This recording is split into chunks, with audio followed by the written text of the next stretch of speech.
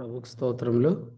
ప్రభువైన యేసుక్రీస్తు నామంలో ఈ ఉదయకాలం సన్నిధికి చేరువచ్చిన ప్రియులైన మీ అందరికీ వందనాలు తెలియజేస్తున్నాను. దేవుని సేవకులందరికీ వందనాలు. కూడికి నడిపిస్తున్న ప్రియులు హనోక్ అన్నకు కూడా వందనాలు తెలియజేస్తున్నాను. కీర్తనల గ్రంథం 141 కీర్తన.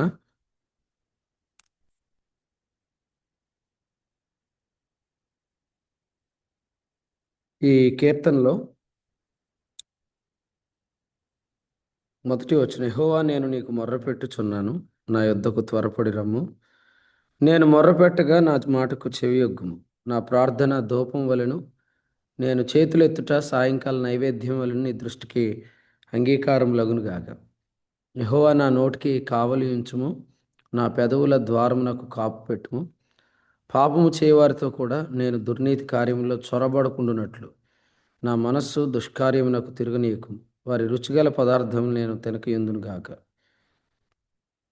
నీతిమంతులు నన్ను కొట్టుట నాకు ఉపకారము, వారు నన్ను గద్దించుట నాకు తైలాభిషేకము. నేను అట్టి అభిషేకమును త్రోసివేయకుందునుగాక. వారి దుష్టక్రియలను చూచి నేను తప్పక ప్రార్థన చేయుచున్నాను. ఆఖరిగా ఈ కీర్తనలో 10వ వచనం చదువుతున్నాను చూడండి. నేను తప్పించుకొని పోచుండగా భక్తిహీనులు తమ వలలలో చిక్కుకొందురుగాక. దేవుని వాక్యాన్ని మనము ధ్యానం చేస్తూ వాక్యాన్ని మనం నేర్చుకుంటూ ఉంటున్నాం. ఈ కీర్తనలో చెప్పినట్టు 10వ వచనంలో నేను తప్పించుకొని పోవుచున్నాను అనే మాట 9లో చెప్పాడు. వారు ఒడ్డిన వల నుండి, పాపము చేయవారి ఉచ్చుల నుండి నన్ను తప్పించి కాపాడుము అని చెప్పాడు. నిజంగా మన జీవితాల్లో ప్రభు మనల్ని ఉచ్చుల నుండి తప్పించి, వలల నుండి తప్పించి ఆయన ఎలాగూ నడిపిస్తాడు అనేది మనము ఆత్మానుభవం కలిగి ఉండాలన్నమాట. ఆత్మానుభవం అంటే ఆత్మచేత మనం నడిపించబడుతున్నప్పుడు మనల్ని ప్రభు ఎలాగూ వీటన్నిటి నుండి తప్పిస్తాడు. దేవుని వాక్యంలో మనము నేర్చుకున్నట్టు ఆత్మ సంబంధి అయిన వాడు అన్నిటినీ వివేచించును. నా సౌండ్ తక్కువ వస్తుందన్నా, వినపట్లేదా? బాగానే ఉందండి, నాకైతే బాగానే ఉందండి. మరి ఆత్మ సంబంధి అయిన వాడు అన్నింటినీ వివేచించును, గాని అతడు ఎవని చేతనైనను వివేచించబడడు అనే మాట కొరింథీయులకు రాసిన మొదటి పత్రికలో 2వ అధ్యాయము 14వ వచనంలో మనం చూస్తాం. ఆత్మ సంబంధి అయిన వాడు అన్నిటినీ వివేచించును, గాని అతడు ఎవని చేతనైనను వివేచింపబడడు. 15వ వచనం. ఇది మనకు అవసరం అన్నమాట. ఎందుకంటే యేసు ప్రభు ఒకరోజు పెందలకాడ లేచి ప్రార్థన చేయడానికి వెళ్ళారు. మార్క్స్ వార్త 1:35లో ఆయన ప్రార్థన చేయడానికి వెళ్ళినప్పుడు మరి శిష్యులు ఆయనను కనుగొన్నారు. ముఖ్యంగా మనుషులు పేతురు దగ్గరికి వచ్చారు. పేతురు ఆయనను కనుగొని మరి ఆయన దగ్గరికి వచ్చి 37వ వచనం చూడండి ఏమన్నాడు. 37వ వచనంలో ఏమన్నాడంటే, అందరూ నిన్ను వెతుకుచున్నారు అన్నాడు. ఇది యేసుక్రీస్తు ప్రభు దానికి ఇచ్చిన రిప్లై ఏంటంటే, ఇతర సమీప గ్రామంలో వెళ్దాం రండి అన్నాడు. అంటే యేసుక్రీస్తు ప్రభువుని బంధించే పని జరుగుతుంది ఇక్కడ. అంటే బంధించటం అంటే తమ ఇష్టం చొప్పున వాళ్ళు తీసుకెళ్లాలని వచ్చారు. కానీ యేసుక్రీస్తు మాత్రం పెందలగడే లేచి ప్రార్థనలో ఉన్నాడు. పెందలగడే లేచి ఆయన ప్రార్థనలో ఎందుకున్నాడంటే అసలు దేవుని చిత్తం ఏంటి, ఈ దినం చేయాల్సిన పరిచర్య ఎక్కడ చేయాలి, ఈ దినం ఎక్కడికి వెళ్ళాలి, ఏ గ్రామాల్లోనికి వెళ్ళాలి. సో పొద్దుటే ఉదయకాలమే ఆయన ఆయన సన్నిధిలో ప్రార్థనలో తండ్రికి ప్రార్థన చేస్తున్నాడు 35లో. అందుచేత వారు వచ్చి ఆయనను కనుగొని మరి మేము ఇష్టపడిన చోటికి రండి అని ఆయన్ని పిలిచినప్పుడు ప్రభు మాత్రం ఇతర సమీప గ్రామాల్లోనికి వెళ్దాం రండి అని వాళ్ళకి చెప్పాడు. సో మనుషుల ఇష్టాలు, మనుషుల చిత్తాలు, మనుషుల ఉద్దేశాలు ఇవన్నీ కూడా మనల్ని ఎలా బంధిస్తాయో మనం గమనించాలి.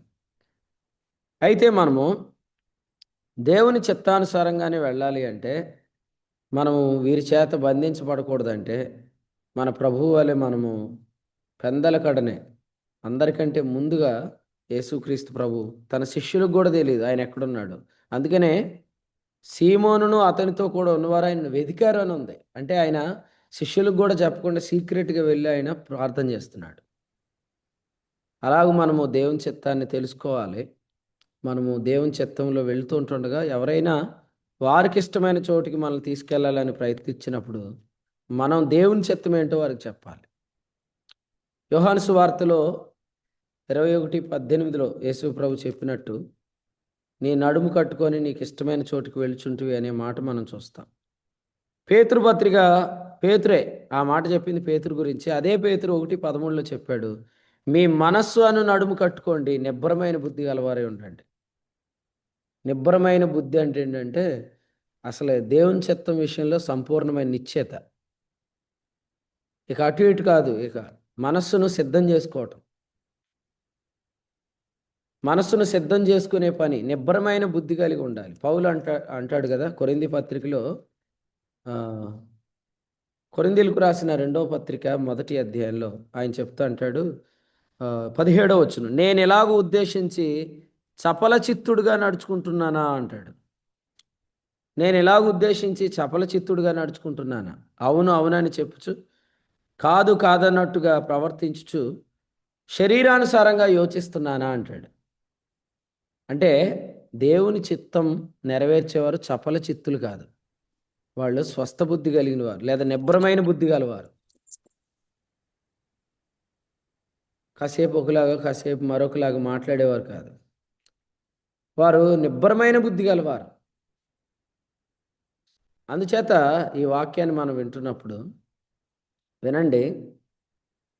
మనము దేవుని చిత్తానుసారంగా వెళ్తున్నప్పుడు మనుషులు తమ ఇష్టాల్లో మనల్ని బంధించాలన్నప్పుడు మనం ఆ బంధకాల్లో ఉచ్చుల్లో పడకుండా ఉండటం కొరకు మనము మన మనస్సును సిద్ధం చేసుకోవాలి. మన మనసును మనం సిద్ధం చేసుకోవాలి. అపోస్తుల కార్యాలు 21 అధ్యాయం మనం మొన్న చదివాం కదా! 21 అధ్యాయంలో ఫిలిప్పు నలుగురు కుమార్తెలు ప్రవచిస్తున్నారు. అలాగే యెరూషలేము నుండి కూడా ఒక ప్రవక్త వచ్చి, అగబు అను ప్రవక్త వచ్చి పౌలుకు జరిగేవన్నీ చెప్తున్నాడు. కానీ అక్కడున్నవారు మాత్రం ఏడుస్తున్నారన్నమాట. 13వ వచనం. అప్పుడు పౌలు ఏమన్నాడు? "మీరు ఏడ్చి నా గుండె బద్దలు చేసేదిరేలా" అన్నాడు. నేను వెళ్ళే స్థలానికి నన్ను ఎందుకు మీరు వెళ్ళనీయట్లేదు? యేసు ప్రభు మృతుల్లో నుండి తిరిగి లేచినప్పుడు సమాధి దగ్గరికి వచ్చిన మగ్దలేని మరియ కూడా 17వ వచనం 20వ అధ్యాయంలో ఆయనను ముట్టుకోబోయిందన్నమాట. ప్రభు వెంటనే అన్నాడు, "నన్ను ముట్టుకోవద్దు, నేను తండ్రి వద్దకు వెళ్తున్నాను" అన్నాడు.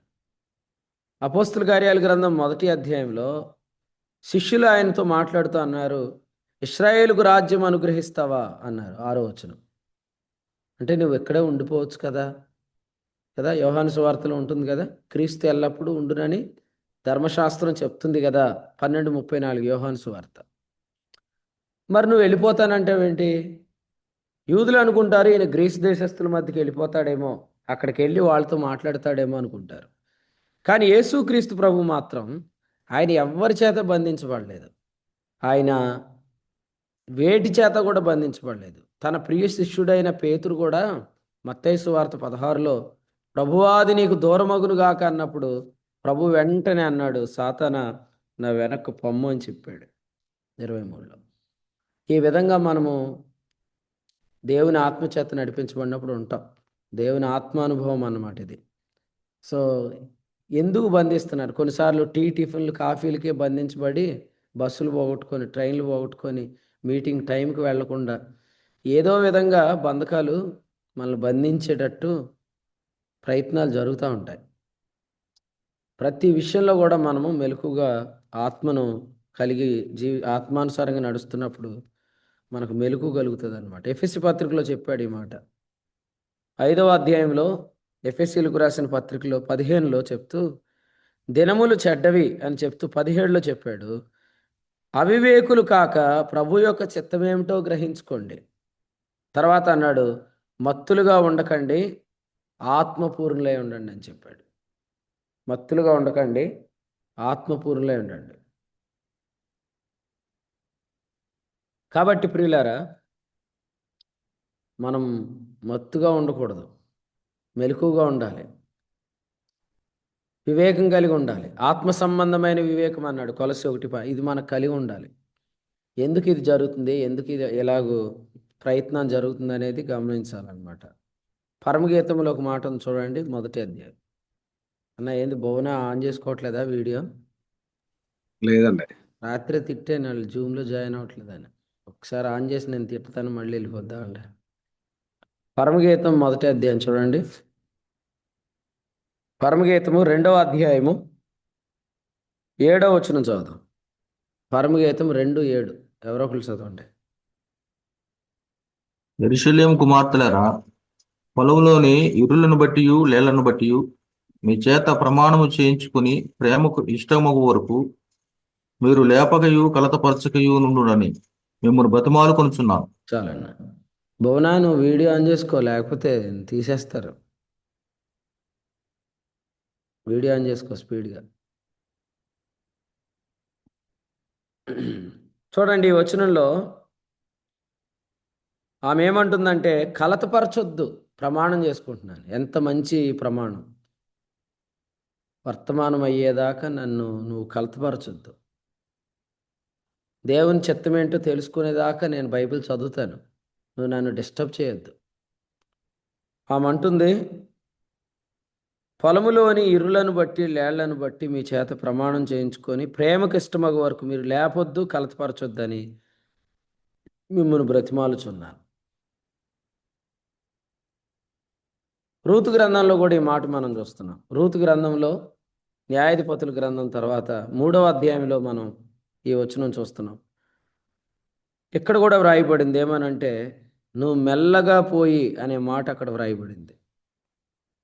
3వ వచనంలో మరి మెల్లగా లోపలికి వెళ్ళమని ఎందుకు చెప్పిందో మనం మొన్న జ్ఞాపకం చేసుకున్నాం. ఎందుకంటే బోయాజు పాదాల దగ్గరికి వెళ్ళేలోపు ఎవ్వరూ కలతపరచకుండా ఉండటం కొరకు మెల్లగా ఆయన సన్నిధికి, నెమ్మదిగా ఆయన సన్నిధికి వెళ్ళమని చెప్పబడటం జరిగింది.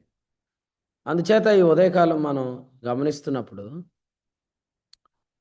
మన జీవితాల్లో ప్రభు మనల్ని ప్రేమించి తన ఆత్మను మనకి ఇచ్చి ఉంటుండగా మనం పరిశుద్ధాత్మ చేత నడిపించబడినప్పుడే మనము మెలకుగా ఉంటాం.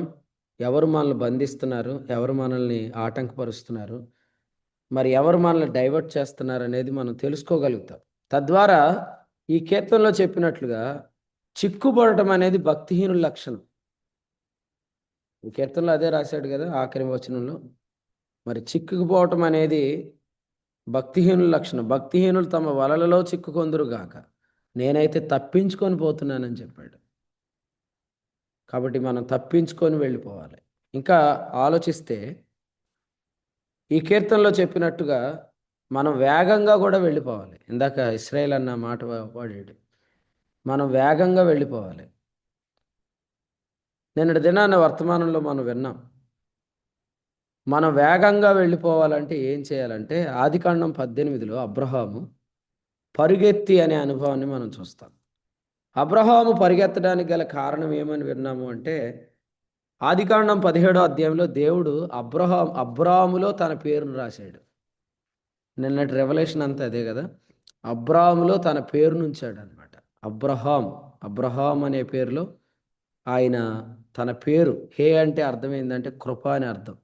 అబ్రహాం అంటే కృపను ఆయన తన పేరులో ఎప్పుడైతే రాశాడో వెంటనే అబ్రహాము వేగము మనం చూస్తాం 18వ అధ్యాయంలో. నిజంగా భక్తిహీనులు అంటే ఎవరంటే తమ సొంత పేరు కొరకు పరిగెడుతున్నవారు, పేరు పిచ్చి. ఎవరైతే 666 మనుషుని సంఖ్యను కలిగినట్టుగా ప్రవర్తిస్తున్నారు కదా.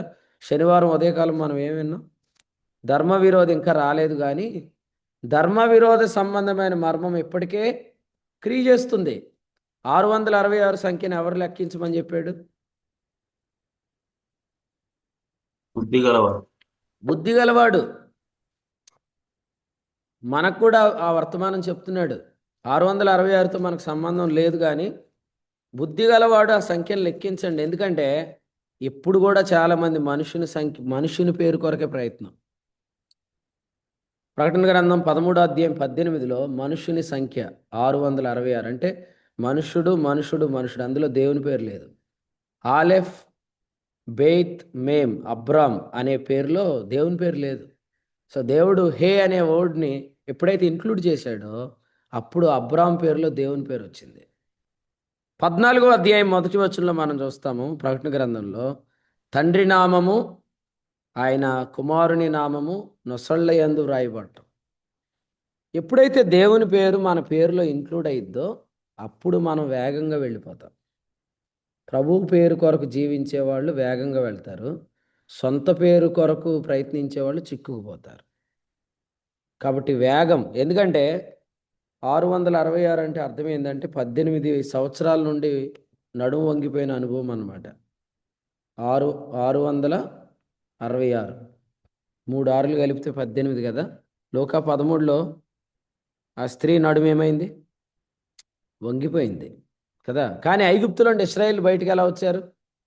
బరువుల క్రింద నుండి వాళ్ళు బయటకు వచ్చారు. వాళ్ళు వచ్చిందేనా అన్న ప్రభు వారిని నడిపించిందేనా అన్న? వాళ్ళలో ఏ వేగం ఉందన్నాడు బిలాం, చెప్పండి. గొర్రెపోతు వేగం. ఎస్, ఇంగ్లీష్లో దాన్ని యూనికాన్ అని అంటారు. సో సంఖ్యాకాండంలో ఇశ్రాయేలీలు అరణ్యంలో సంచరిస్తున్నప్పుడు ఈ అరణ్యకాండం అనే ఈ గ్రంథంలో ఏం చెప్పాడంటే బిలాము, వారిలో గురుపోతు వేగం అన్నాడు. 23వ అధ్యాయం వచ్చిన 22 కదా. గురుపోతు అంటే ఎవరి పేరుకి అర్థం చెప్తారా? గురుపోతు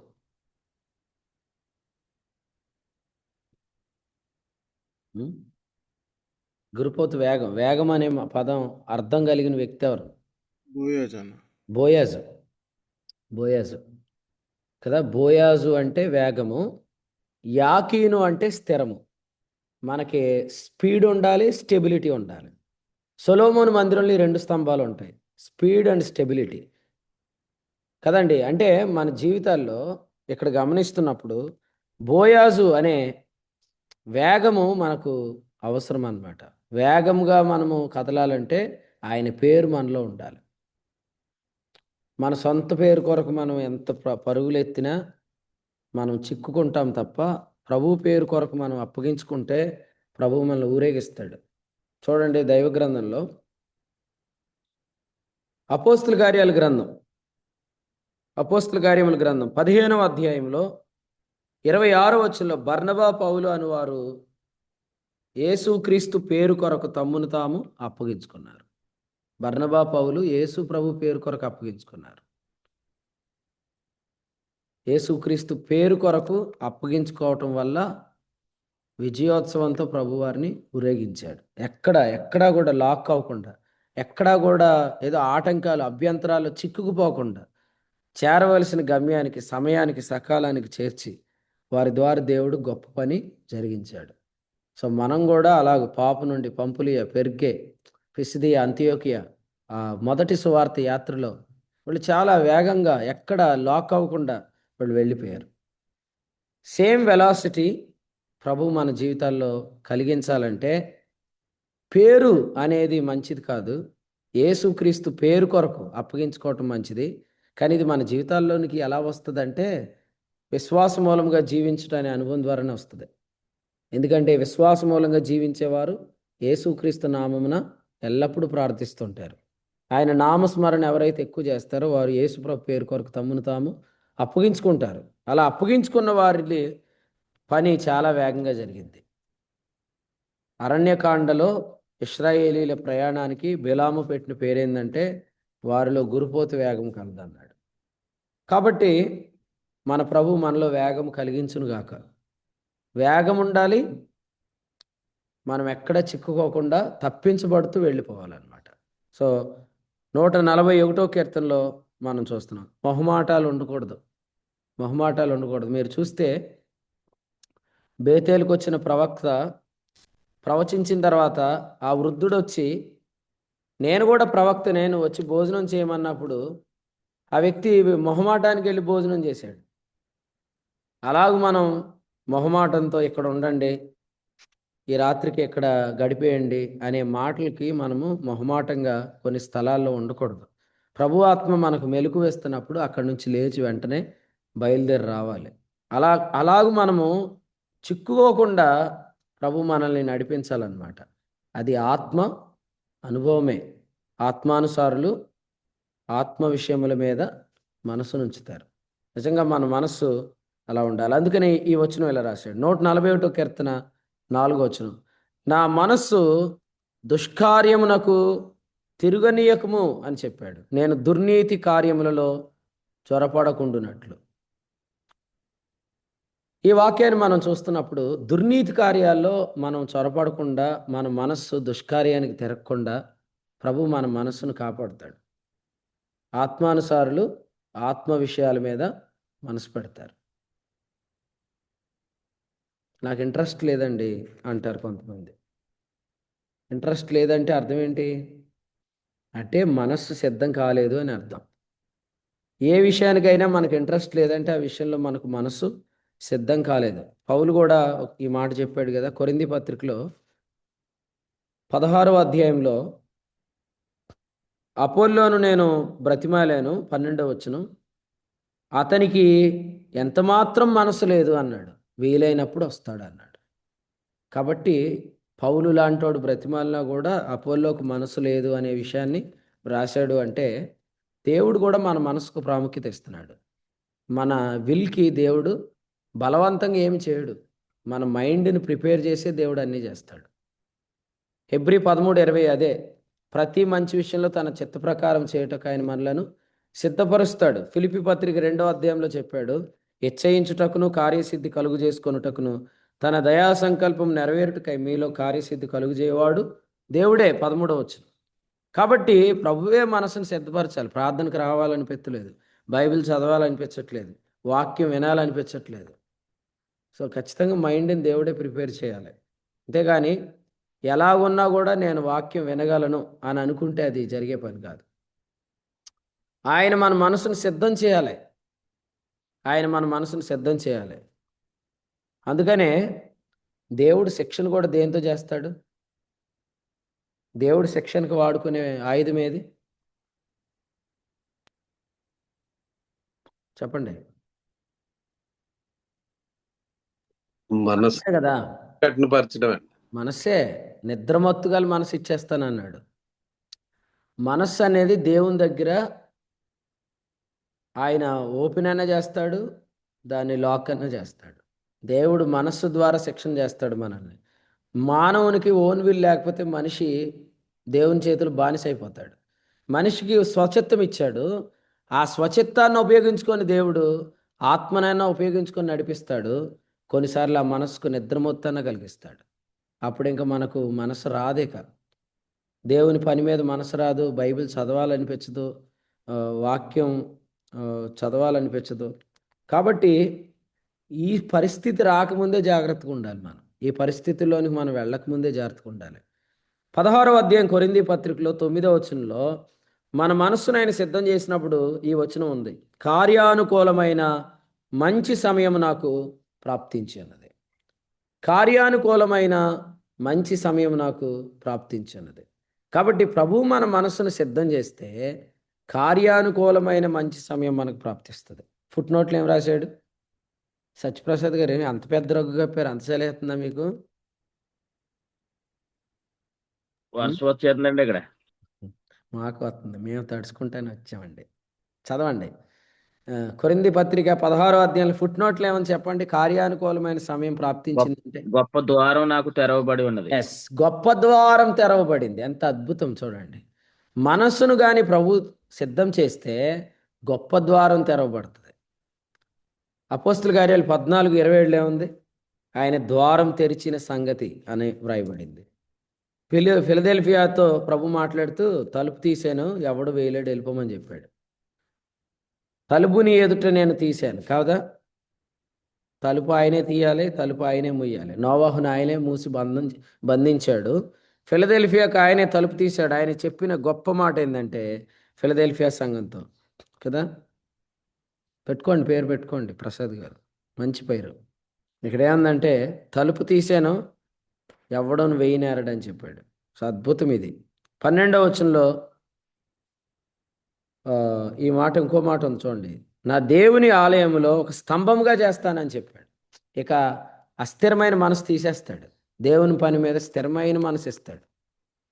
దావీదు ప్రార్థించింది అదే, స్థిరమైన మనసు నాకు కావాలి అని ప్రార్థించాడు. యేసు ప్రభు వచ్చేదాకా చపల చిత్తుడుగా ఉండకూడదు, అస్థిరమైన మనసు రాకూడదు.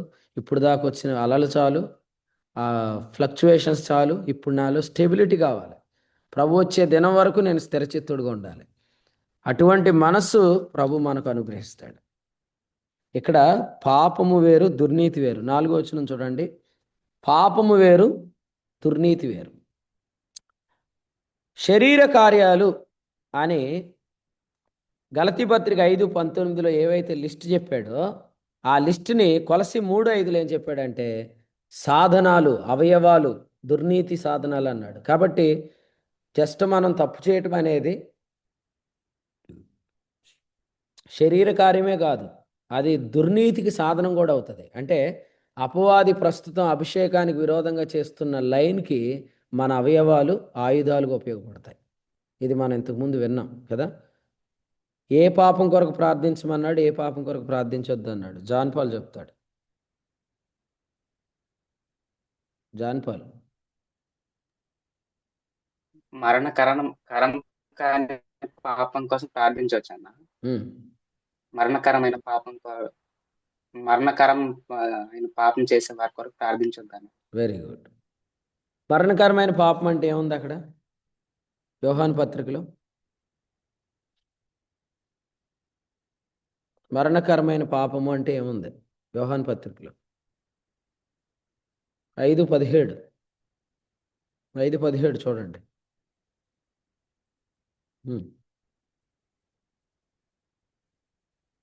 సకల దుర్నీతి అన్నాడు కదా. దుర్నీతి అనే పాపం, దురాశలు వేరు, దుర్నీతి వేరు. కానీ దురాశలే దుర్నీతికి సాధనాలు అవుతాయి. అందుకని ఏమన్నాడు, మీ శరీరమందు పాపమును ఏలనీయకుడి.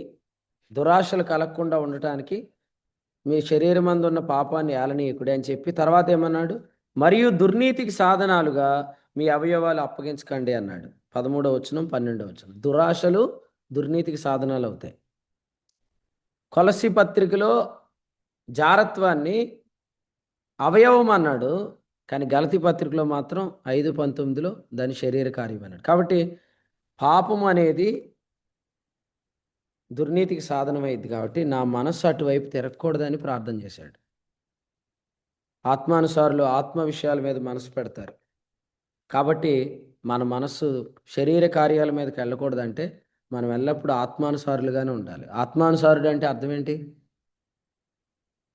ఎప్పుడు ప్రార్థనలో గడపాలి, ఎప్పుడు బైబిల్ చదువుకోవాలి, ఎల్లప్పుడూ వాక్యం వినాలి అనే అర్థం. ఆత్మానుసారులు అంటే అర్థం ఏంటి? ఆత్మ విషయాల మీద అన్నా నువ్వు కూడా తప్పు చెప్తే అట్లా అన్నా. ఆత్మానుసారులు అంటే ఆత్మ విషయాల మీద మనసు పెట్టేవాళ్ళు కాదు. ఆత్మానుసారులే ఆత్మ విషయాల మీద మనసు పెడతారు. ఎందుకు ఆత్మానుసారులు ఎవరు?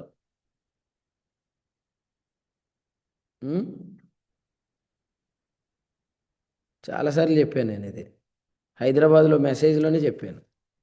ధర్మశాస్త్రం వలన నీతిని వెదకని వారు కదా. రోమపత్రిక 8:2 క్రీస్తు యేసునందు జీవమునిచ్చు ఆత్మ యొక్క నియమం దగ్గర ఏమన్నాడు? శరీరమును అనుసరింపక ఆత్మను అనుసరించి నడుచుకొని మనయందు అని అన్నాడు కదా. ఆత్మానుసారులు అంటే ఆత్మ నియమాన్ని ఆచరించేవారు.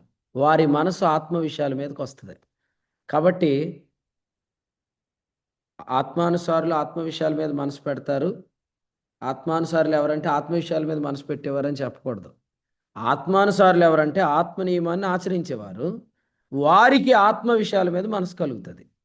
కాబట్టి ఆత్మ యొక్క నియమం అంటే స్వాతంత్రమునిచ్చు సంపూర్ణ నియమము అని అన్నాడు. అంటే సువార్త అన్నమాట, గాస్పల్.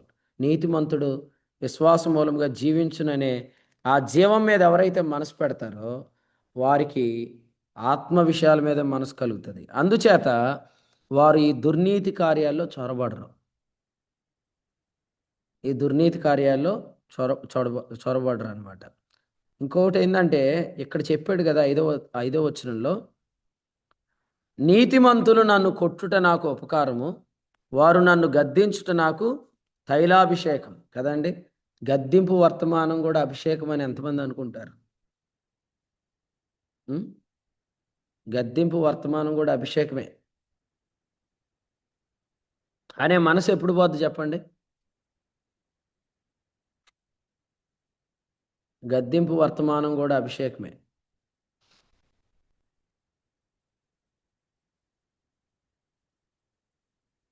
చెప్పాలి. మీరేం బాగా లోతుగా ఆలోచించకండి, మీ గురించి మీరు ఆలోచించుకొని చెప్పేస్తారు ఆన్సర్. గద్దింపు వర్తమానం కూడా అభిషేకమే అని ఎప్పుడు అనిపించదు. మనం ఏదైనా తప్పు చేస్తున్నప్పుడు అండి. అది మీరు ఒక్కలే చేశారు తప్పులు, ఎవరు చేయట్లేదు. దేవునికి స్తోత్రం. మీరు 2 చేతులు ఎత్తి స్తోత్రం చెప్పండి.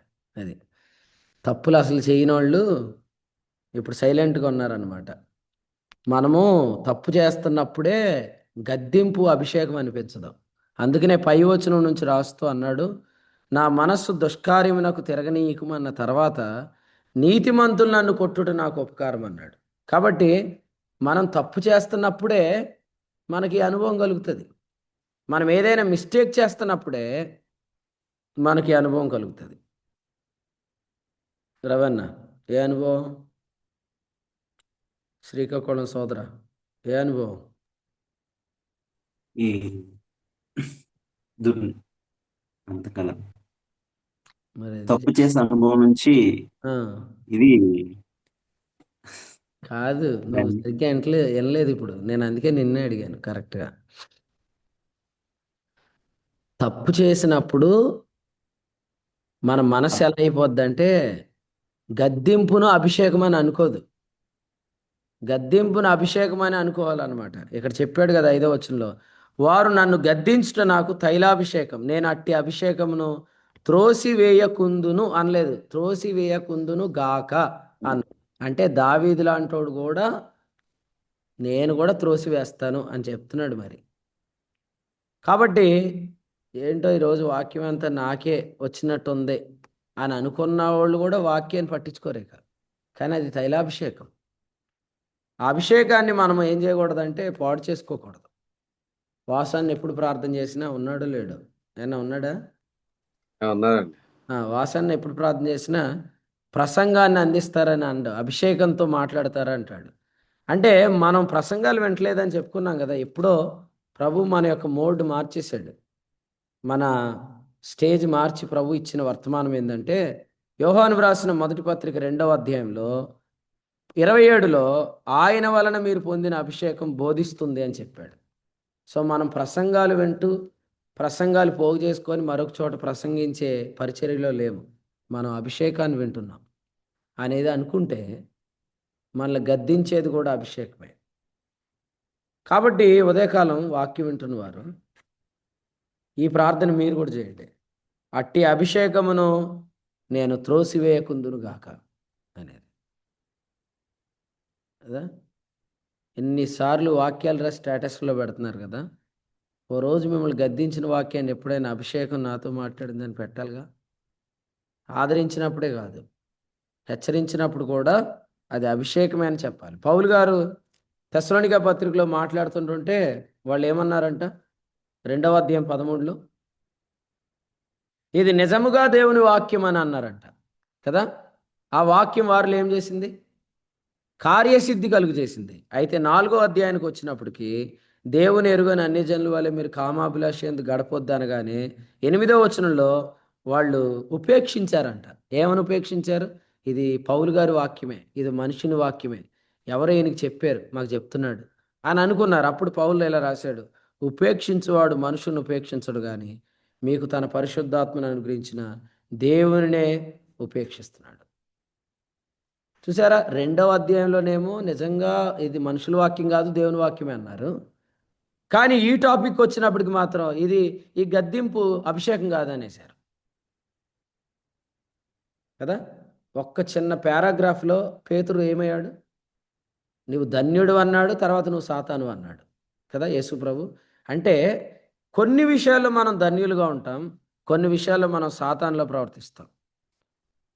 ఇంతకుముందు వర్తమానాలన్నీ నా హృదయాన్ని ఆదరించాయి అన్నప్పుడు ఇప్పుడు హెచ్చరించేది కూడా అదే అభిషేకం, ఇప్పుడు గద్దించేది కూడా అదే అభిషేకం అన్నమాట. జకరియా అన్న, ఈ వచనంలో ఏమని తెలుసా? మనం చదివిన కీర్తనలో నీతిమంతులు నన్ను కొట్టుట ఏమనుంది? 141 కీర్తనలో ఆశీర్వాదం. ఆశీర్వాదం అని ఉందా? ఉపకారం అని ఉందండి. కర్మ అని ఉంది కదా. ఇంకో కీర్తన రాశారేంటి మీరు? 141 కీర్తనలో చెప్పాడు ఏమనంటే, నీతిమంతులు నన్ను కొట్టుడు నాకు ఉపకారం. నాకు తెలిసి జకర్యా గారి మీద ఏదో ప్లాన్ వేసి ఉంటాడు ఈ ప్రసాద్ గారు కొట్టేత్తకి. అందుకని ఆశీర్వాదం అని ముందు చెప్పి కొట్టేస్తాడు అనుకుంటా ముఖం మీద. ఇక్కడైతే ఉంది ఏమని ఉందంటే, నీతిమంతులు నన్ను కొట్టుట నాకు ఉపకారం అని ఉంది కదా. ఏం సందీప్ అన్న, తిడితేనే తట్టుకోలేము, కొడితే తట్టుకుంటామా కదా. అయినా కూడా ఒక మాట చెప్తాను. కొరింథీ పత్రికలు ఏమన్నాడు? కొరింథీలకు రాసిన పత్రికలు ఏమన్నాడు? 2వ పత్రిక 11:20 అబద్ధ బోధకులు ఏం చేస్తున్నారంట? దాస్యానికి లోపరుస్తున్నారంట, మింగేస్తున్నారంట, వశపరుచుకుంటున్నారంట. ఒకడు ముఖం మీద మిమ్మల్ని కొట్టినా మీరు సహిస్తున్నారన్నాడు. పౌలు కొడితేనేమో సహించలేని వారు మాయవేషం వేసుకొని, సాతాను వెలుగుదూత వేషం వేసుకొని ప్రవేశించి ముఖం మీద కొట్టినా సహిస్తున్నారంట. ఆలోచన చేయండి, ఈ వాక్యం ఎంత స్పష్టంగా వ్రాయబడింది. కాబట్టి ఇక్కడ మనం ఒక విషయం తెలుసుకోవాలి. అదేంటంటే, మనల్ని ఎవరు కొడుతున్నారు? మనల్ని కొడుతుంది ఏది అన్న? వాక్యం నిజం కొట్టేటట్టే వస్తుందని అంటే ఎస్, ప్రభు చెప్పాడు కదా, అది ఉపకారమే కానీ అపకారం కాదు. అభిషేకము త్రోసివేయొద్దని వాక్యం చెప్తుంది. ఉదయకాలం అభిషేకాన్ని మనం త్రోసివేయొద్దు. ఎందుకంటే 5వ వచనంలో చెప్పాడు, నీతిమంతులు నన్ను కొట్టుట నాకు ఉపకారము, వారు నన్ను గద్దించుట నాకు తైలాభిషేకము, నేను అట్టి అభిషేకమును త్రోసివే. ఈ అభిషేకం ఏం బోధించింది? 4వ వచనం లాస్ట్ లైన్ చూడండి, వారి రుచిగల పదార్థాలు కూడా తినొద్దనింది. వారి రుచిగల పదార్థాలు తినొద్దనింది. అర్థమైందా మీకు? అభిషేకం ఏం బోధించిద్ది? శుభమని చెప్పొద్దు అంటది, వారి రుచిగల పదార్థాలు తినొద్దని చెప్తుంది. మనకు నచ్చితే ఈ మెసేజ్లు నచ్చవు, మనకి ఈ మెసేజ్లు నచ్చవు అనమాట. తినొద్దు అంటారు ఏంటండి, బొత్తిగా తాగొద్దు అంటారు ఏంటండి అంటే, నేను చెప్పట్లేదు, ఇక్కడ వాక్యం చెప్పింది. తినొద్దు అన్న చోట తినకుండా, త్రాగొద్దు అనే చోట త్రాగకుండా కదండి. మనం చదువుకున్నాం కదా, ఇర్మియా గ్రంథంలో ఏం రాశాడు చెప్తారా? ఇర్మియా గ్రంథంలో ఏముంది? 2వ అధ్యాయంలో, ఐగుప్తులో నీళ్ళు తాగుటకు నీకేం పని? అంతే మరి. షీహోరు నీళ్లు త్రాగుటకు ఐగుప్తు మార్గంలో నీకేం పని? యూఫ్రటీస్ నీళ్లు త్రాగుటకు అష్షూరు మార్గంలో నీకేం పని? ఇర్మియా 2:18. ఆ నీళ్లు నువ్వెందుకు తాగావు కదా ప్రభు అడుగుతున్నాడు. కాబట్టి ప్రభు మన కొరకు శ్రేష్టమైనవి సిద్ధం చేశాడు. కక్కుర్తిపడి ఏ పడితే తినకండి, ఎందుకంటే దురాత్మలు పట్టుకుంటాయి. యెహెజ్కేలు గ్రంథం 34వ అధ్యాయంలో మన కొరకు కలకలు లేని జలములను ఇస్తానని వాగ్దానం చేశాడు కదా ఆయన. 19వ వచనంలో కలకలు లేని జలములు, ఇక్కడ కలకలు చేసిన జలములు ఉన్నాయి. మన ప్రభు మనకు కలకలు లేని జలములు ఇస్తానన్నాడు. మరి ఇంతలోనే మనం ఆ నీళ్లు తాగితే మంచిది కాదు. అందుకనే స్వచ్ఛమైన నీరు ప్రభు మనకి ఇస్తాడు. అసలు తినొద్దు అన్న చోట తినకుండా ప్రభు మనల్ని కాపాడును గాక. ఎందుకంటే ఇవన్నీ తినటం అంటే ఏంటి చెప్పండి? సమ్మతించటం. అందుకనే మనల్ని తినవద్దు, త్రాగవద్దు అన్నాడు. మరి మేము ఎలా మేము ఆపుకోవాలండి? మా కంగారు, మా తొందర అంటే మనకొక బలిపీఠం ఉన్నది. దాని సంబంధమైన వాటిని తినుట, గుడారంలో సేవ చేయవారికి అధికారులు. దుర్బోధలు ఉన్న చోట భోజనం చేయొద్దని హెబ్రీలకు రాసిన పత్రిక 13వ అధ్యాయంలో చెప్పాడు. ఎందుకంటే మనం అక్కడ భోజనం చేస్తున్నామంటే ఆ బోధతో మనం ఏకీవిస్తున్నామని చెప్పాడు. నేను చెప్పిన మాట కాదు, హెబ్రీ 13:9. హృదయాన్ని స్థిరపరచుకోండి కదండి, నోటిని కాచుకోండి అన్నాడు ఈ కీర్తనలో.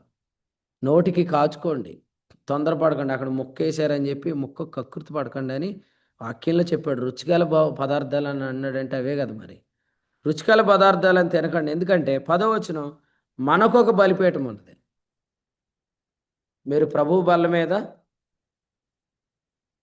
దెయ్యముల బల్ల మీద పాలు పుచ్చుకున్నారు కదా. వెంటనే వాక్యం ఎరిగిన వాళ్ళు వచ్చేసి అది విగ్రహారాధన గురించి చెప్పాడు కదండి అంటారు. మరి అబద్ధ బోధ కూడా విగ్రహ సంబంధమైందే, అపవిత్రమైందే. కొరింథీ పత్రిక 10వ అధ్యాయంలో 21లో చెప్పాడు, మీరు ప్రభువు బల్ల మీద ఉన్నదానిలోను దెయ్యముల బల్ల మీద ఉన్నదానిలోను మీరు పాలు పొందనేరరు. మన స్థానిక సంఘంలో ఉన్న ప్రభు బల్ల మన టీచింగ్కి సంబంధించిన బల్లే. మనం న్యూ కవెనెంట్ టీచింగ్ చేస్తున్నాం, మనం న్యూ కవెనెంట్ ఈటింగ్లో ఉన్నాం. సో న్యూ కవెనెంట్ కమ్యూనియన్ సర్వీస్లో ఎవరైతే పాల్పుచ్చుకుంటున్నారో అది న్యూ కవెనెంట్ టీచింగ్ సంబంధించిన బల్ల. ఈ బల్లను తినేవారు ఆ బోధ వినాలి. కాబట్టి ఈ బోధకు చెందని వారు లేదా ఈ బోధకు చెందని వాటి బల్లల్లో మనం పాల్పుచ్చుకోకూడదు. సో ప్రభువే మనల్ని కాపాడును గాక. ఎందుకంటే బోధ, ఆ తర్వాత పాపం, ఆ తర్వాత దుర్నీతి, ఇవన్నీ ఒకదాని తర్వాత ఒకటి లింక్ అవుతాయి అన్నమాట.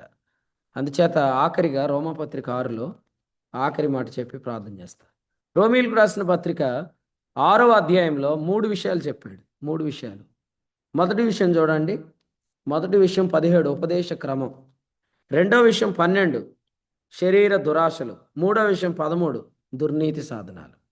కాబట్టి మొదటి బోధ, రెండవది పాపం, మూడవది దుర్నీతి. సో సాతాను మనల్ని ఎలా డైవర్ట్ చేస్తాడంటే ఫస్ట్ టీచింగ్లో డీవియేషన్ వచ్చిద్ది, ఆ తర్వాత పాపం జరిగిద్ది, ఆ పాపం దుర్నీతికి సాధనమైంది. అందుకనే మనం from the teaching level onwards మనం సెన్స్ కలిగి ఉండాలి. ఏ టీచింగ్ వింటున్నాం, దీనివల్ల శరీర కార్యాలు ఏమైనా జరుగుతాయా, ఈ శరీర కార్యాలు దుర్నీతికి సాధనాలు అవుతాయి. అందుకనే బోధ విషయంలోనే జాగ్రత్తగా ఉండాలి. తైలాభిషేకం వీటిని బోధిస్తుంది. కాబట్టి ఈ అభిషేకం మనతో మాట్లాడుతుంది. అభిషేకం ద్వారా మనం బోధ దగ్గరే చాలా నిశ్చేత, చాలా ఖచ్చితంగా ఉండాలి. గలతీ పత్రిక 2:5లో ఏముంది? గలతీ పత్రిక 2:5 ఒక గడి అయినా వారికి లోబట్టకు మేము ఒప్పుకోలేదు. 2:14 ఏముంది? వారు సువార్త సత్యం చెప్పుని క్రమంగా నడుచుకోకపోవటం నేను చూసినప్పుడు అందరి ఎదుట కేఫాతో నేను చెప్పినదేమనగా, అంటే దీన్ని ఏమంటారండి? ఖచ్చితత్వం అంటారు. యాకోబు 2:1 ఏముంది? మహిమా స్వరూపయోగి యేసుక్రీస్తు విశ్వాస విషయంలో మోమాటం గలవారై ఉండవద్దు. ఖచ్చితంగా చెప్పండి, ఈ టీచింగ్ నేను ప్రాక్టీస్ చేస్తున్న న్యూ కవెనెంట్ టీచింగ్ కాదు. సో నేను స్పెండ్ చేయను అని చెప్పాలి. ఎందుకంటే అది మన శరీరాన్ని యాక్టివేట్ చేస్తుంది. ఆ తర్వాత దుర్నీతి సాధనాలు మనలో కలుగుతాయి. కాబట్టి ఈ కీర్తనను బట్టి ప్రభుకి నేను స్తోత్రం చెల్లిస్తున్నాను. ఈ కీర్తనలో మొదటి మాట మనం చూస్తున్నాము, యెహోవా త్వరపడి రమ్ము. నిజంగా మన ప్రభు, మనము ఆయన చిత్తానుసారంగా నడుస్తున్నప్పుడు మనకు ఎంతో సమీపంగా ఉండి ఆయన ప్రతి విషయంలో మనల్ని త్వరగా గైడ్ చేస్తాడు, త్వరగా మనల్ని నడిపిస్తాడు. సో అటువంటి చక్కని నడిపింపు ప్రభు మీ అందరికీ దయచేయనుగాక. ఈ తలంపులు ప్రభు మనందరి వినికిడిలో దీవించునుగాక. ఆమేన్.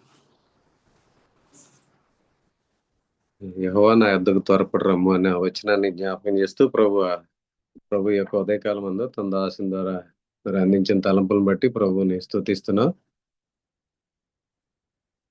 దేవుని చిత్తాన్ని నెరవేర్చే క్రమంలో మరి శత్రువు అడుగుతున్నటువంటి మరి వాళ్ళలో ఊర్ల నుంచి మనం ఆత్మానుభవం కలిగి వాటి నుంచి తప్పించబడి మరి దేవుని చిత్తాన్ని నెరవేర్చే క్రమంలో మరి మనం ఏ విధంగా ముందుకు సాగాలో మరి వాటన్నిటికి తప్పించుకొని గొర్రెపోతు వేగంతో మనం కొనసాగుతూ మనం వాటన్నిటి నుంచి ఎలా తప్పించబడాలో, అలాగే మరి దుర్నీతికి సాధనాలుగా మనం తప్పు చేస్తున్నప్పుడు మన అవయవాల నుంచి కాపాడబడకుండా అభిషేకం బోధిస్తున్నప్పుడు వాటిని మరి అంగీకరించి మరి ఆ తప్పు విషయంలో మనం ఎలాగ రియలైజ్ అవ్వాలో ఇంకా అనేక విషయాలు ప్రభు యొక్క వర్తమానం నుంచి నేర్పించిన సంగతిని బట్టి ప్రభు స్తుతిస్తూ వర్తమానం అందించిన సేవకులకు, ఇప్పటివరకు నిలిచి వాక్యం ఉన్న దేవుని ప్రియులకు, దేవుని సేవకులకు అందరికీ వందనాలు తెలియజేస్తున్నాను.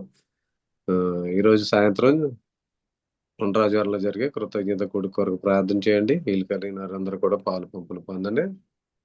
అలాగే 3వ తేదీ తాడేపల్లిగూడెంలో, 5వ తేదీ రాయలసీమ ప్రాంతంలో నంద్యాలలో జరిగే పరిచయాల కొరకు ప్రార్థన చేయాలని తెలియజేస్తూ ఈ సమయంలో దేవుని సేవకులు అహరోన్ గారు వేములవాడ అగ్రహారంలో పరిచయం చేస్తున్న అహరోన్ గారు ప్రార్థన చేసి కూడికను ముగించేస్తారు. వందనాలండి.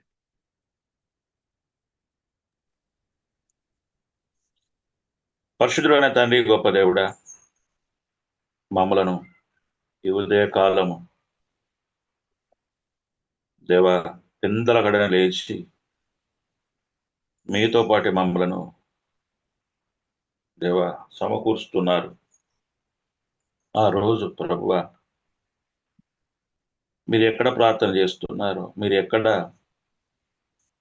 తండ్రి చిత్తము చేయడానికి ముందుకు వెళుతున్నారు, ఆ రోజు వారికి తెలుసుకోలేకపోవడానికి ప్రభువా ఆ దినాలు ఉన్నాయి. కానీ ఈ దినాలు అయితే సంపూర్ణంగా మా ముందు మీ అభిషేకము మాకు, మేము ఎక్కడ వేగంలో ఉండాలనో, ఎక్కడ మేము తప్పించబడాలనో ఆ అభిషేకమే మాతో మాట్లాడుతూ మమ్మలను మరింతగా గొరపోతు వేగముల మీరు ముందుకు సాగాలని, కీడు నుంచి తప్పించబడాలని, ఆ వల నుంచి తప్పించబడాలని, దృష్టి నుంచి తప్పించబడాలని మా ముందుకు వస్తున్న అభిషేక వర్తమానాలు, సువార్త సత్యము మా ముందుకు తీసుకువస్తున్నారు. దేవా, ఈ లోకంలో ప్రస్తుత కాలంలో మేము ఎక్కడ ఆగిపోయి సమయం వ్యర్థం చేసుకుంటున్నామో గుర్తు చేస్తున్నారు. వేటికి మేము మా చెవులు ఇస్తున్నామో కూడా గుర్తు చేస్తున్నారు. తండ్రి, మేము మాకిస్తూ వస్తున్న ప్రతి ఈ ప్రత్యక్షత, ఈ ప్రవచన వాక్కులు దేవా ఈ దినాలలో సమృద్ధిగా మా ముందు స్వచ్ఛమైన నీరు తాగడానికి సమకూరుస్తున్నారు. అయ్యా, అలకలు కాళ్ళతో తొక్కినటువంటి మేత కూడా మాకు దూరపరిచి మమ్మలను అయ్యా నీ కృపావాక్యమునకు దేవా మమ్మల్ని అప్పగిస్తున్నారు. దేవా, అందరి ఎదుటనే మీరు గద్దిస్తూ దేవా మేము ఈ దినానికి చేరి రావడానికి అదొక తైలాభిషేకము అయ్యా, మా అందరికీ అది మా మేలు కొరకే అని లాగా ఒప్పుకోవడానికి మీరు సిద్ధపరుస్తున్నారు. ఎవరు కూడా తప్పించుకోవడానికి వీలు లేకుండా అందరి ఎదుటనే గద్దించినప్పుడు తండ్రి అది అది ఎంత ఉపయుక్తమో మాకు జ్ఞాపకం చేస్తున్నారు. ఆ గద్దింపు మాకుంటే దేవా ఆ రుచిగల భోజ్యములను, పదార్థములను తండ్రి మేము రుచి చూడము, తప్పించబడతాము. ఇంతగా మా మీద మీరు ప్రత్యేక పరిస్థితి ముందుకు నడిపిస్తున్నారు. ఎక్కడ ఏది తినాలనో తినకూడదో చెప్తున్నారు, ఎక్కడ ఆగాలనో ఎక్కడ ఆగకూడదో చెప్తున్నారు. ఈ ప్రస్తుత సమయంలో మీరు ఎవరి చేత చిక్కుపడకూడదు, తండ్రి చిత్తము చేయుటకు మీరు ప్రత్యేకించబడండి అని జ్ఞాపకం చేస్తున్నారు. మా ప్రియులకు ఇచ్చిన ప్రయాణ కొరకు స్తోత్రాలు దేవా. ఆ దిన అపుస్తల కార్యంలో ప్రయాణములు ఎన్ని ప్రదేశాల గుండా వారు వెళ్ళారో అలాగనే మమ్మల్ని కూడా ఇలా తీసుకువెళుతున్నారు. గొప్ప గొప్ప ద్వారములు తెరుస్తున్నారు దేవా. ఆశీర్వాదమునకు పాత్రలుగా చేస్తున్నారు. కార్యములను మా ముందు పెడుతున్నారు. వివేచించండి అంటున్నారు. ఇంతగా మమ్మల్ని ముందుకు వేగం పెంచినందుకు వందనాలు దేవా. మా ప్రియులకు ఇచ్చిన ఈ యొక్క ఈ ప్రత్యక్షత బట్టి, ఆ ప్రత్యక్షతలో మమ్మల్ని అందరినీ ప్రయాణింపజేస్తున్నందుకు వందనాలు. ఇది మీరు ఇస్తున్నటువంటి వర్తమానం బట్టి స్తోత్రాలు, కృతజ్ఞతలు. ఉదయకాలము ఈ రీతిగా మమ్మలను విడిచిపెట్టకుండా సమకూరుస్తున్నందుకు వందనాలు, కృతజ్ఞతలు చెల్లిస్తుంటున్నా. ఇంకను మా బిడ్డలకు మంచి ఆరోగ్యం దయచేయి వెంబడి ఉన్న సహకారం కూడా జ్ఞాపకం చేస్తున్నా ప్రభువా. ఇది మీ పని అయి ఉన్నందుకు వందనాలు. ప్రతి వారిని ఆ వేగంలో నడిపిస్తున్నందుకు కృతజ్ఞతలు. ఆయా చోట్ల నిర్వహించబడుతున్న కూడికలు, మరి సాయంకాలం సమయంలో జరుగుతున్నటువంటి కృతజ్ఞత కూడికను కూడా జ్ఞాపకం చేసుకోండి. ఓ ప్రభువా, ప్రతి ఒక్కరిని మీ తైలాభిషేకము ఆ కొట్టుటకు అప్పగించుకున్నటకు, దాన్ని మేము మా హృదయంలో తలపోసుకుంటకు సహాయం చేయము. ఇంతవరకు నిలిచిన ప్రతి ఒక్క కుటుంబాన్ని బట్టి, ప్రతి ఒక్క ప్రియులను బట్టి స్తుతిస్తూ ప్రత్యేకముగా మమ్మల్ని అందరినీ అప్పగిస్తున్నా. ఆదరలేని కుటుంబాలను ఆదరించి ప్రభా, ప్రతి కుటుంబం ఆత్మకార్యం జరిగించి మీరు మయం తెచ్చుకొని ఇచ్చిన అవకాశం బట్టి స్తుతిస్తూ మాకు రక్షకుడు యేసు నామం పేట ప్రార్థన సమర్పిస్తున్నాం తండ్రి. ఆమేన్. ఆమేన్. ముగింపు ప్రార్థన చేసిన దేవుని సేవకులు ఆరోన్ గారికి కూడికలో ఇప్పటివరకు నిల్చొని ప్రియులకి అందరికీ వందనాలండి. ఒకరొకరు వందనాలు తెలియజేసుకుని కూడికి ముగింపు చేసుకుంటాం. అందరికీ వందనములు. అందరికి వందనాలు. అందరికీ వందనాలు. అందరికీ వందనాలు. అందరికీ వందనాలు. అందరికీ వందనాలండి. అందరికీ వందనాలండి. అందరికి వందనాలండి. అందరికీ వందనాలు. అందరికీ వందనాలు. అందరికీ వందనాలండి. అందరికీ వందనాలండి. అందరికీ వందనాలు. అందరికీ వందనాలండి. అందరికీ వందనాలండి. అందరికీ వందనాలు.